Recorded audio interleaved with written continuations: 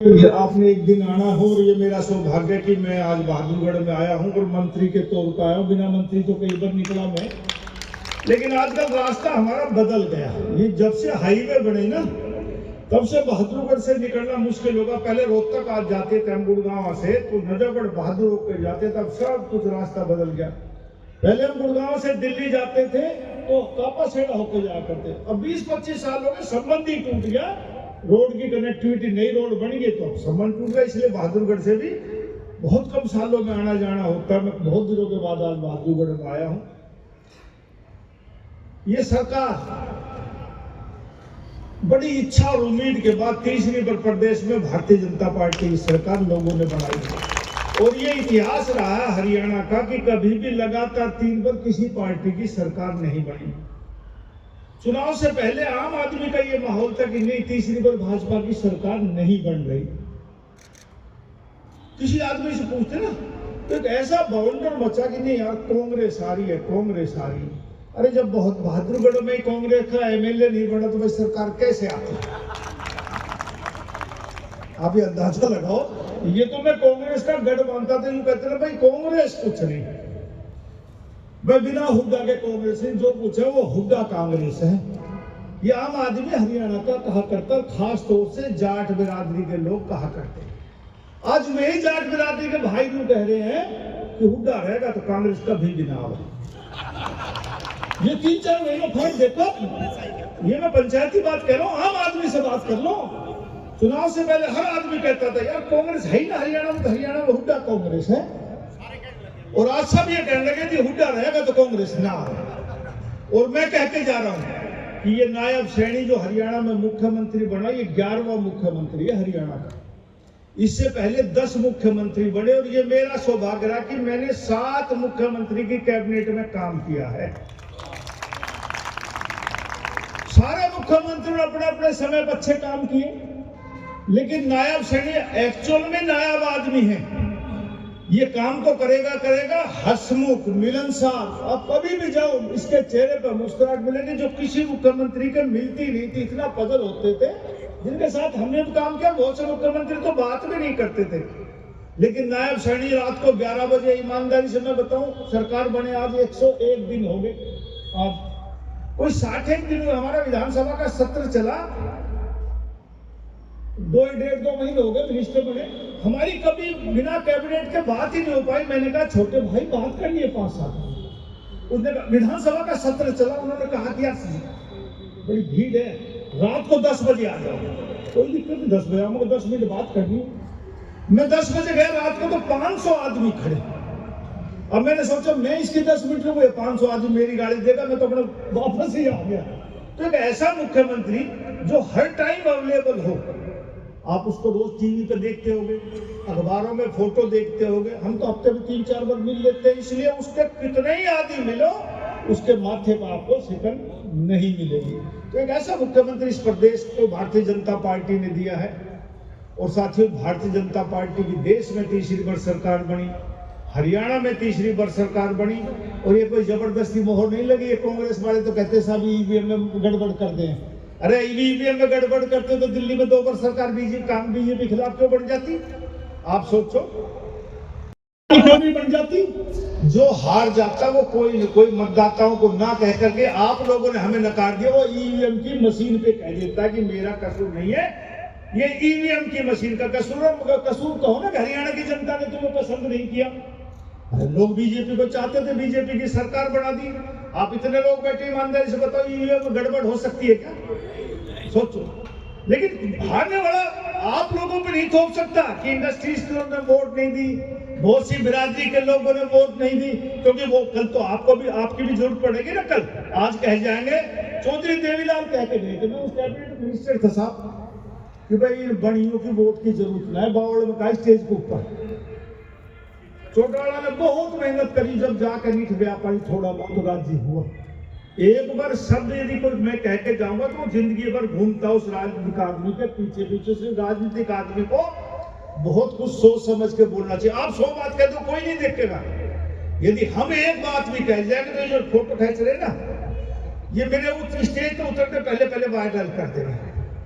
मैं एक बार कुरुक्षेत्र चला गया साहब, हमारे एक वीसी थे हरदीप कुमार जी, वो मेरे ACS थे PWD। उस टाइम वीसी कोई लगा नहीं, मैंने मनोहर लाल जी से कहा कि इसको वीसी लगा दो, उनको वीसी लगा दिया। अब उन्होंने कहा साहब एक बार कुरुक्षेत्र यूनिवर्सिटी में आओ। मैंने कहा मेरे पास टाइम नहीं, बोला आओ। 5-4 बार कहीं 5-4 फंक्शन थे, एक ऐसे फंक्शन में मैंने हाँ भर ली और फंस गया साहब। उन्होंने पता नहीं कलाकृति का कुछ ऐसा बात थी, गीता का कुछ ऐसी वो था सब्जेक्ट। अब मैं वहां सभागार बैठा, 1001 बच्चे आदमी बैठे। अब मैंने कह दिया गीता जो है और कलाकृति मेरे तो सिर के ऊपर से जाती है। एक जब आने लगे थे तो एक भाई छोटे छोटे मीडिया पत्रकार हो जो आजकल कैमरा बनाते हैं, उन्होंने कैमरा चला दिया कि नरवीर सिंह तो कहता है गीता मेरे ऊपर से जाती है। मैं सभागार भी नहीं निकला, उससे पहले पूरे हरियाणा में बादल हो गए। मैंने कहा ऐसा तरीका पर होगी तो होगी, मैं क्या करूँ। तो आजकल मीडिया का भी अपना संबंध है, तो भाई मेरा तो ख्याल रखियो। मैं तो एक बार टिकट कटने के बाद दोबारा नहीं खाया, हाँ कहीं तभी ऐसी चला दो। लेकिन भाई नरवीर सरकार का काम ये करवा देंगे। सरकार कौन हुए भाई? अरे मैं सरकार नहीं हूं क्या?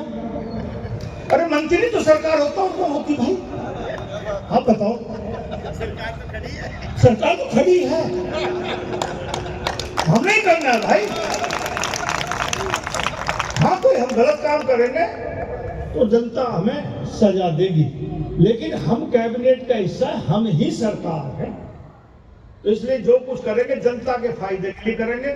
और उम्मीद करता हूं कि हरियाणा की जनता तीसरी बार नहीं, अब हरियाणा से बीजेपी जाएगी ही नहीं, ऐसे काम करेंगे। जहां तक यहाँ फुटवेयर की बात है, इस HSIDC के एक रोड की बात है, मेन रोड का आपका टेंडर हो चुका, 5-7 दिन में काम शुरू हो जाएगा। और हम कोई भी जब रोड बनाते हैं ना, मैं PWD का मिनिस्टर रहा हूं, तो जब मिनिमम टेम्परेचर 15 से ऊपर हो जाए तब हम प्रीमिस का काम करते हैं। तो 5-4 दिन में रोज गर्मी हो रही है, लेकिन मिनिमम टेम्परेचर 8-9 है अभी। एक हफ्ते में 10 दिन में, मैं तो हर मैच में कहता हूँ टेंडर को रोक लो, अलॉट कर दो, लेकिन काम शुरू मत करो। जिस दिन 15 से ऊपर हो जाएगा, क्योंकि यदि आज शुरू कर देंगे ना तो रोड बहुत जल्दी फट जाएगी। इसलिए एक हफ्ते 10 दिन में सब कुछ मंजूर है, आपका काम शुरू होना हो जाएगा। और आप ये बात मान के चलो ना, मैं यहाँ आया हूँ तो कुछ करके ही जाऊंगा। आप ये यूं कह रहे हैं कि हमारा इतना करोड़ का टर्नओवर, भाई मैं तो इंडस्ट्री से कभी संबंध नहीं रखा और ईमानदारी से जिंदगी में कमा के भी नहीं खाया, सब कुछ चंदे पे खाया भाई। 26 साल की उम्र में तो MLA बन गया, 26 साल की उम्र में वजीर बन गया। बाप दादा की जायदाद थी, घर का काम चलता है, चुनाव लड़ता हूँ चंदे पे। इतना चंदा आता है ईमानदारी, सबसे कम चंदा अब के आया। और उस विधानसभा से विधायक बना जो हिंदुस्तान की हरियाणा की सबसे बड़ी विधानसभा, और हिंदुस्तान के सबसे ज्यादा पैसे वाले लोग मेरी विधानसभा में रहते हैं। दुनिया भर के लोग वहां रहते हैं, मशहूर दुनिया भर के, DLFS 1, 2, 3, 4, सुशांत लोग, सारा पोस्ट इलाका। लेकिन वहां जो लोग रहते हैं भाइयों, उनको नरवीर सिंह से कोई काम नहीं, उनको मंत्री से काम है, उनको मुख्यमंत्री से काम है। मेरे इलाके के लोगों को ये तो लग रहा था कि नरवीर सिंह MLA बन रहा है, लेकिन ये लग रहा था कि सरकार नहीं बन रही, इसलिए कोई चंदा देने ही ना आया। अरे 5 साल में एक बार तो हक बढ़े हमारा चुनाव में। हाँ हम 5 साल कोई आओगे, अब चुनाव के बाद दिवाली आ गई, मैं मंत्री बन गया। तो जो लोग मेरे पास नहीं आ पाए वे सब आए। मैंने पहले दिन, एक हफ्ता पहले कह दिया, कोई ये बड़े बड़े कमांडो खड़े नए छांट के लाया आपके। मैंने कहा हमारी भाषा भी ना समझेंगे, और भाई नीचे गेट पे खड़े जाओ, कोई आओ हाथ जोड़ के मना कर दो, गुलदस्ता मिठाई और पैकेट भी लाओ सब। और मेरे यहाँ तो गिननियां चले, 100 गिननी एक आदमी दे जाए, तो मैं कहा है या रिश्वत, अब नहीं लूंगा। तो किसी की माला फूल कुछ नहीं लिया आपका, मैंने करना अब नहीं लूंगा, जोड़ता काम चल गया मेरा। तो हम आपके कोशिश करेंगे आपके सब भले करने की। एक नया पार्क होगा ना, आप इंडस्ट्रियल टाउनशिप, एक फुटवेयर की नई टाउनशिप बना देंगे आपके। पहले लोग कहा करते, जब मैं राजनीति में आया शुरू में 87 में MLA बड़ा, मंत्री, कहते थे हरियाणा कृषि का राज्य है, कृषि प्रधान राज्य है। आज भी कहते होंगे लोग, लेकिन मैं इसका उल्टा मानता हूं कि कृषि प्रधान देश होने के बाद देश तरक्की नहीं कर सकता। आज की दुनिया में जो चलन है ना, उसमें आप जब तक इंडस्ट्री को बढ़ावा नहीं दोगे, वो प्रदेश देश तरक्की नहीं कर सकता। तो जब तक हम इंडस्ट्रियल ग्रोथ नहीं बढ़ाएंगे, अरे चाइना में क्या है, मैं बहुत साल 20-25 साल पहले मैं पहली बार दुबई गया, और दुबई एक दुकान पे मुझे ध्यान है, मैं कोई चीज देखने लगा, वो मैंने अच्छी लगी तो मैंने वो उठाई। और सबकी मानसिकता और इंडियन मानसिकता होती है कि उसको देखते हैं। मैंने पलट के देखा तो उस पर लिखा मेड इन चाइना। मैंने रख दी, मैंने दूसरी उठाई, दूसरी जगह वक्त देखी, आहिस्ता उठा के उसको देख के मेड इन चाइना। तो जो सेल्समैन थे, बड़ा बड़ा शोरूम थे, उसने मुझे देख लिया। आहिस्ता आहिस्ता चल के मेरे पास आया, बोलो साहब आपको ये चीज पसंद है? मैंने कहा हाँ।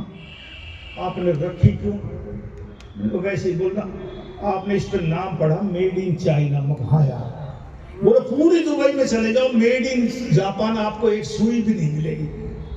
कि आप जापान की चीज चाह रहे हो, आप इंडिया से आए? मैं कहा हाँ। बोले इंडिया वाले जापान को पसंद करते हैं, लेकिन मैं एक बात कहता हूँ आपसे, इसको ले जाओ, यदि ये खराब हो जाए तो आने जाने का किराया मैं दूंगा। मैंने कहा इंडिया में तो चाइना के हम लाइट वेट खरीदते हैं, 5वें 7वें 10वें दिन फेल हो जाए। बोलना साहब, इंडिया का जो व्यापारी आता है, जो उसने बताई कि वो पहले ही बार्गेनिंग करता है, 100 का माल लेता है 60 में, और 60 का फिर कितने में बेचेगा? कुछ हम भी कमाएंगे, तो वो 20-30 रुपए का बढ़ता है और वो आपको 100 रुपए में मिलता है। लेकिन ये लंदन, मैं लंदन में गया, वहां भी देखा सब मेड इन चाइना, लेकिन वहां का माल खराब नहीं होता।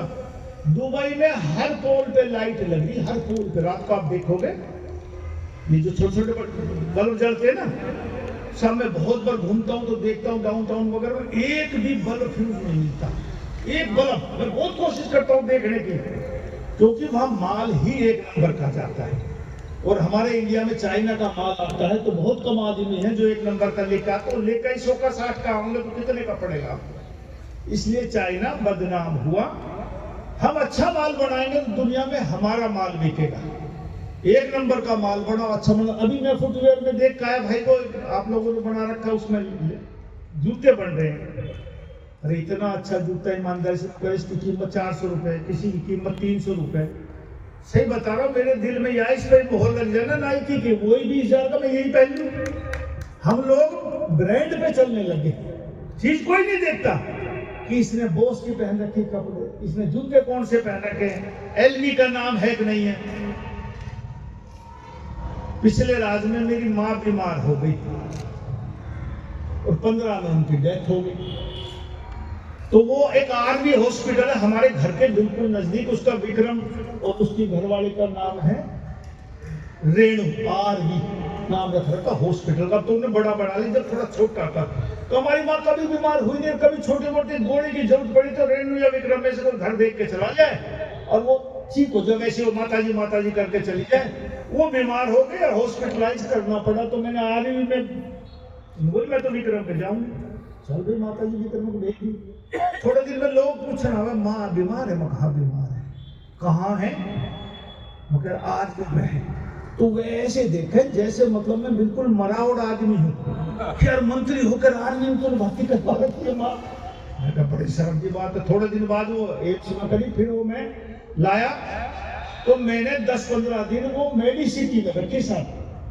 और मैंने ये नहीं बताया मेडिसिटी वालों को कि नरवीर सिंह की माँ है। मैं जाऊं तो भी प्राइवेट गाड़ी में जाऊं, गवर्नमेंट भी ना लेके जाऊं कि मगर ना पता ना लग जाए, क्योंकि मैं तो उनके भी बहुत खिलाफ हूं, क्योंकि वे एक हब बन गया।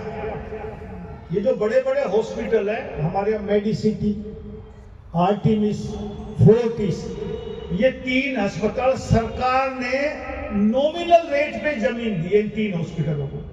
और हॉस्पिटल कोई की मतलब मुझे कोई दुख नहीं, साहब उन्हें पैसे खर्चे, जमीन बहुत महंगी है। लेकिन जिनने नॉमिनल रेट पे जमीन ली हो उन पे ये कंडीशन है कि ओपीडी करोगे तो ये क्या बोलते हैं बीपीएल कार्ड को इतने % सब्सिडी है, 70% बीपीएल को जरूर देखोगे। कोई भर्ती हुएगा तो उसमें इतनी छूट है, वो आप वापस भर ले। वो जो रजिस्टर आप देखा उसको राजस्थान का वो परमानेंट कार्ड रख रखे बना के। हमारे कुछ आदमी 10-5 आदमियों के इलाज कर दिए, वे राजनीतिक सत्ता में रहने वाले लोगों का बाकी सारी दुनिया ने काट दिया, मतलब हत्या है। भाई इंडस्ट्री का जमाना है, और जो नरवीर सिंह से आप सोचते हो ना, मैं जो महकमा चाहवे नहीं था साहब, ना मेरे इंटरेस्ट का महकमा था। मैं सोचता था ये विपुल गोयल का महकमा बढ़िया आदमी है, देखा ले व्यापारियों ने, दिल की बात कहूँ, और मेरी विपुल गोयल से भाईचारा बहुत अच्छा, क्योंकि भाईचारा तो हो गया, वो मेरे साथ एमएलए बन गया, दोनों की टिकट भी साथ कट गई, तो दोनों साथियों में बन गए। हाँ मैंने कहा चल एक के साथ एक फ्री आ रहा है, दो ये लग रहा है ना। हाँ तो नहीं यार, अकेले की करती तो मैं बड़ा बदनाम होता।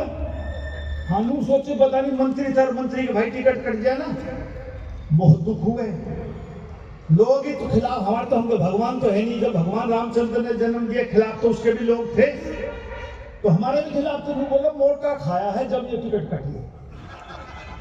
वो 5 साल कैसे काटे वो मैं ही जानता हूं, लेकिन अब की इज्जत बन गई ना, अब सब लोग है यार ना, है कोई ना कोई।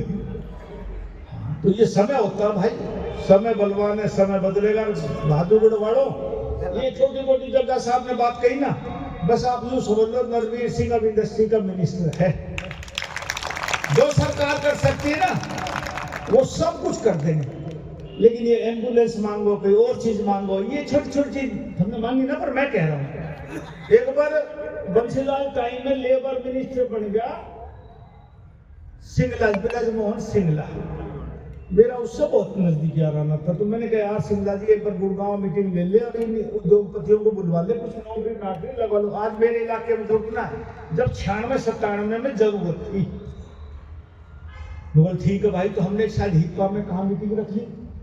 अरे साहब हम तो नौकरी कहेंगे, तो इंडस्ट्री सारे रोने लगे जी मेरे ये मेरा दिमाग खराब हो। एक आदमी को मैं कहने लगा जग्गा साहब की तरह सब हमारे यहाँ एम्बुलेंस भी होनी चाहिए। मतलब बैठ नीचे, मैं बोल लूंगा अरे हम तो अपनी मांगना है, तुम अपना भी। अरे नमाज पढ़ना है, रोज झगड़े घाल दिए, ऐसे कैसे काम कर, तुम एम्बुलेंस भी हमसे मांगोगे, कल तो मुंह कहोगे कुत्ता मुंह चाटा तो मेरा हटा। ऐसे नहीं भाई, अरे तुम भी हिम्मत करो भाई। तो सब कुछ सरकार नहीं करेगी जग्गा साहब, आप लोग सहयोग करो। हम 2 पार्ट हैं चक्की के, इकसार चलेंगे, एक पार्ट चलेगा तो कभी नहीं पीसेगा, दोनों पार्ट चलो, जो कहोगे वो सरकार कर देगी। सुनील भाई इनकी सुन लियो, 2 पार्ट के, एक पार्ट ये रहे, एक चलता रहे। बिल्कुल हम कह रहे हैं कोई सरकार की तरफ से आपको कोई कमी महसूस नहीं होगी। यूं समझ लो भाई जग्गा साहब भी मंत्री, मैं कह के जा रहा हूं, लेकिन ऐसा ना हो कि सरकार को मार दो और आप लोग पनप जाओ। अरे आपके द्वारा सरकार चलाई जाएगी। सरकार का बजट जो है, पिछली मीटिंग में हमने मीटिंग में पूछा, एक अनऑफिशियल कैबिनेट मीटिंग हुई, मैंने कहा भाई क्या खर्चा पानी है, तो अपने खुल्लर साहब ने कहा साहब जितना रेवेन्यू आता है 80% पेंशन और तनख्वाह पे खर्च होता है हरियाणा का, और साहब 2100 रुपए हमने चुनाव में घोषणा करी महिलाओं को देने की, वो अलग से है। तो आप सोचो यदि सरकार में आप बैठ जाओ तो आप क्या फैसला करोगे? अरे सरकार भी चलानी है। बहुत से लोग केजरीवाल ने सब कुछ फ्री कर दिया, पंजाब में तनख्वाह ना मिल रही, पूछ लो अफसरों से। 8 पे कमीशन लागू होने वाला है, घोषणा कर दी ना, वहां 7वां भी लागू नहीं हुआ जो हरियाणा में कई साल से लागू है। तो हरियाणा तो 1 नंबर पे, इन्हें कहा ना जीएसटी 5वें-6वें नंबर पे, 5वें पे। अरे मैं उद्योग मंत्री हूँ, मैं कह रहा हूँ 5 साल में 1 नंबर पर लाएंगे, ऐसे कौन से बनाएंगे? जब तक उद्योग पनपित नहीं होगा प्रदेश और देश तरक्की नहीं कर सकता।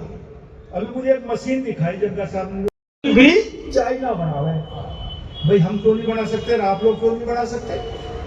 ऐसी व्यवस्था इन 5 सालों में करेंगे कि हमें मुख्यमंत्री बहुत अच्छा मिला, मैं ये सोचता हूँ। इसलिए मैं कह रहा हूँ कि सरकार हम हैं, कि जो नरवीर सिंह कहेगा वो मुख्यमंत्री मान लेगा।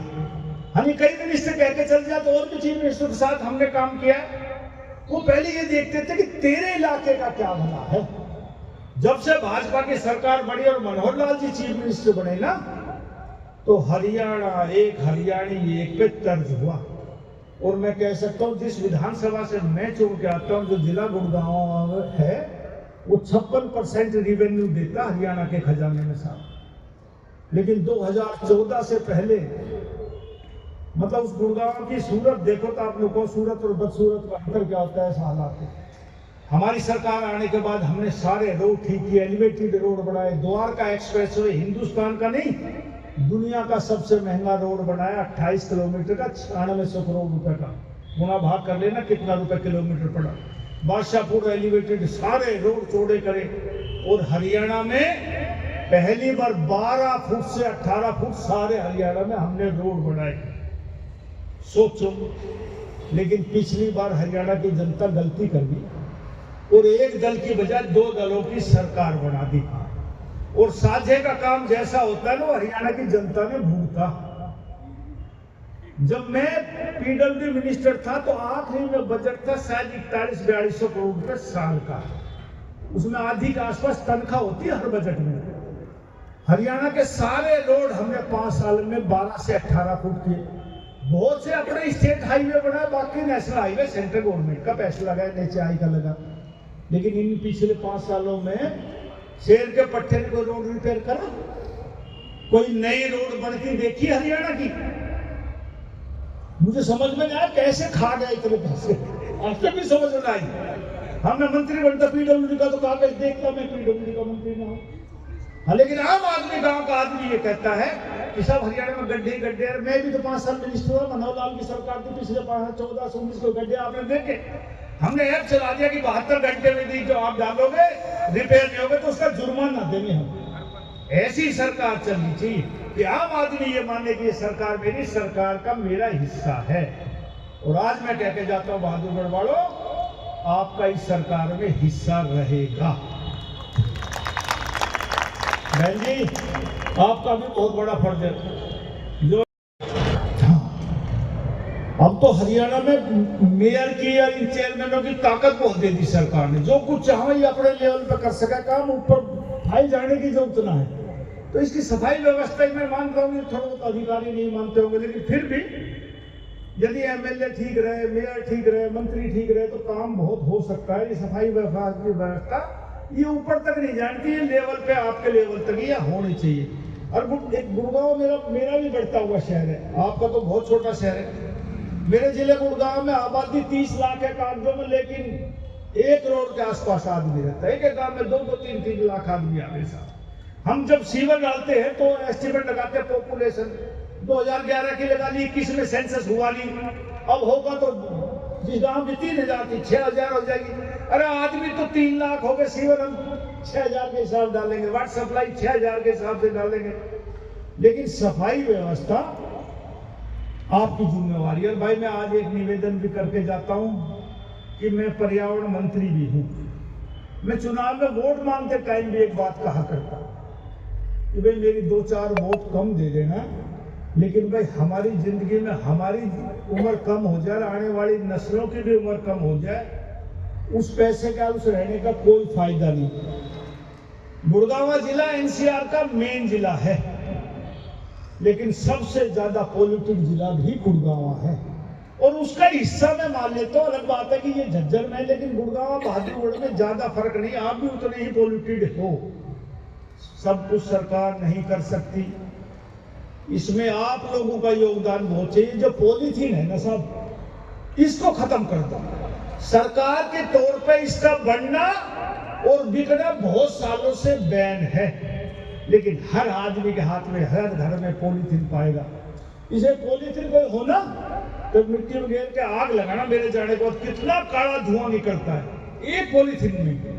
वो सारा वायुमंडल में घूमता रहता है, सबसे ज्यादा जहरीला ऑक्सीजन को वो करता है।